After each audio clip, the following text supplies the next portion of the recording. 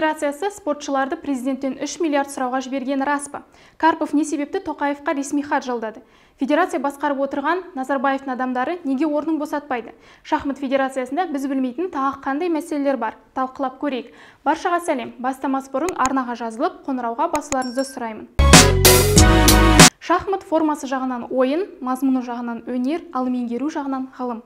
Осы ойынды меңгеріп, шахматтың шынына шыққан қазақ қыздарын қолдап, жақындаған олимпиадаға дайындалуын қамтамасыз етудің орнына Қазақстанның шахмат федерациясы қыздарды даулы мәселеге кіріктіріп қойды. Қоғамдық резонанс тудырған әлеуметтік желідегі шудан тыс қалмаған боларсыз.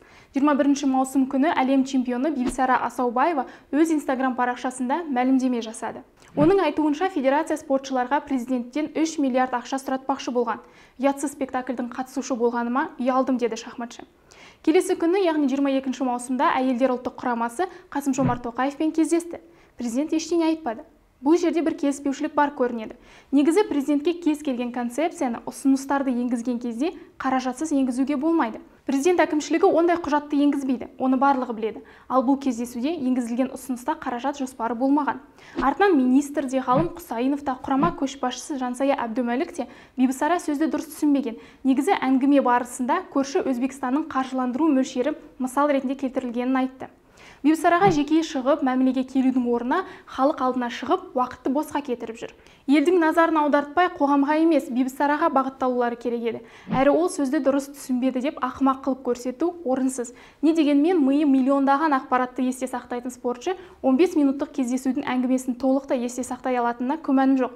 Бибісараның ойды анық жеткізетінін, тек мансапқа бағытталғанын өткен жылы алған жеке сұхбат кезінде өзім куә болдым. Сілтемесін видео астына қалдырамын, міндетті түрде қарап шығыңыз. Жалғастырайық. Негізі қоғамдық резонанс тудырған Бибісараның мәселесі тек бер жағы ғана. Қазір федерацияның ішінде болып жатқан одан бетер түсініксіз жайттарға тоқталамын. Жалпы министрлік пен федерациялардағы жемқорлыққа қатысты мәліметтерді келтіріп кетейін. 2020-2022 жылдары Қазақстанда мәдениет пен спорт саласындағы жемқорлық үшін 32 адам сотталды. Көш басында бұрынғы мәдениет және спорт министрі Арыстанбек Мұхамедиұлы тұр. Бүгінде ол бюджет қаражатын жымқырды деген күдікке ілініп, қамауға алынды. Артық сөздің керегі жоқ сияқты. Ал федерацияларға келсек, бұл жеке талқылауды талап ететін триггер мәселе.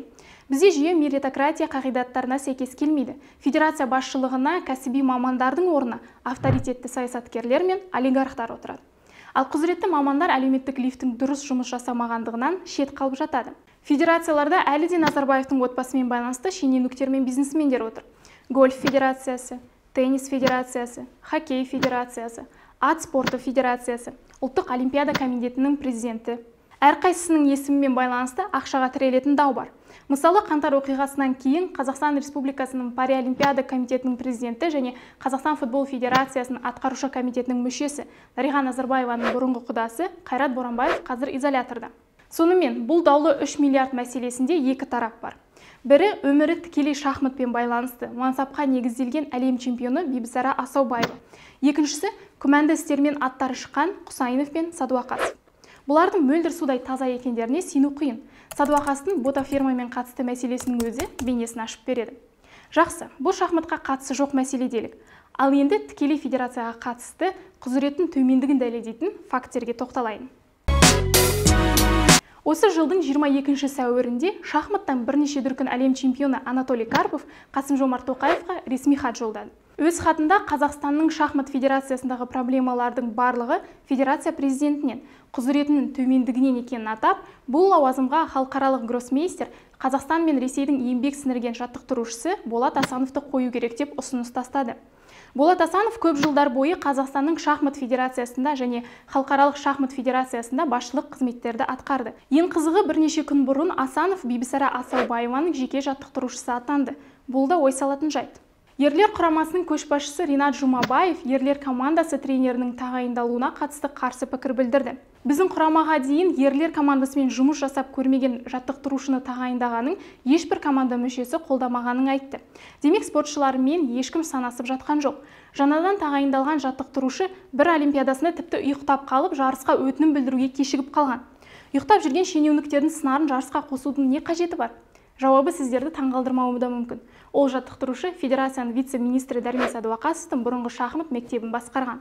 Ерлер құрамында шынымен де мәселе аз емес, әсіресе қаржыландыру жағы. Бұл орайда Ринат Жұмабаевты түсінуге болады.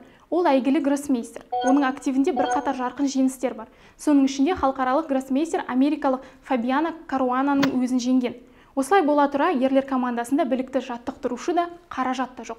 Бұл жағынан қыздардың жолы болды. Олардың жеке тәлімгерлері де, құрама жаттықтырушысы Павел Коцур да мықты мамандар. Әйелдер құрамасы демекші, көшбасшы Жансая Әбдімәлікке қатысты да даулар туындап жатыр. Жансая қазір кәсіби мансаптан қарағанда саяси мансапқа көбірек бағытталған. Ол депутат, жақында Алматы шахмат федерациясының басшысы болып тағайындалды.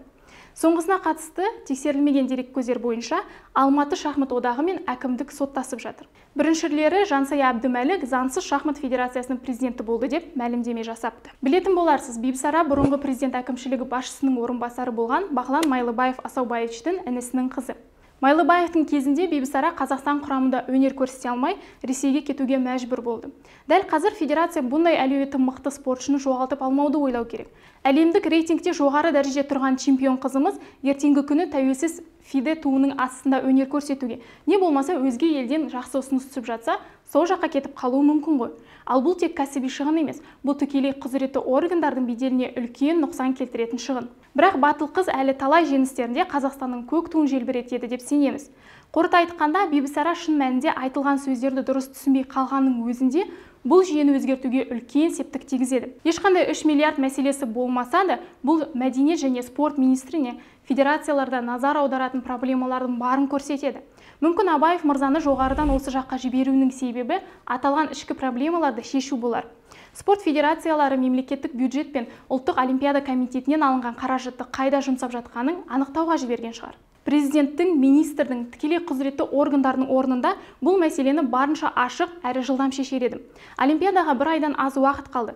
Түбі ақшаға тіреліп келетін мәселелерді билік шеше алмайтын болса, жаңа Қазақстан туралы айту әлі ерте. Айтпағым, әлемдік аренада өнер көрсетіп жүрген спортшы елдің шетелдегі елшісі. Қазақстанды танытып жүрген барлық спортшыларымызды қадірлеп, жағдайларын жасап, уақыты мен күшін сарп етпеуге тырысайық. Басқасы басқа, бірақ спортты саяси лас, жемқорлықты мекені етпейікші. Талқыланған тақырып бойынша ойыңызды видео астына қалдырыңыз. Сіздермен болған әдетінше мен Шолпан Сағадат. Қазақ тілді контентті бірге дамытайық. Келесі кездескенше.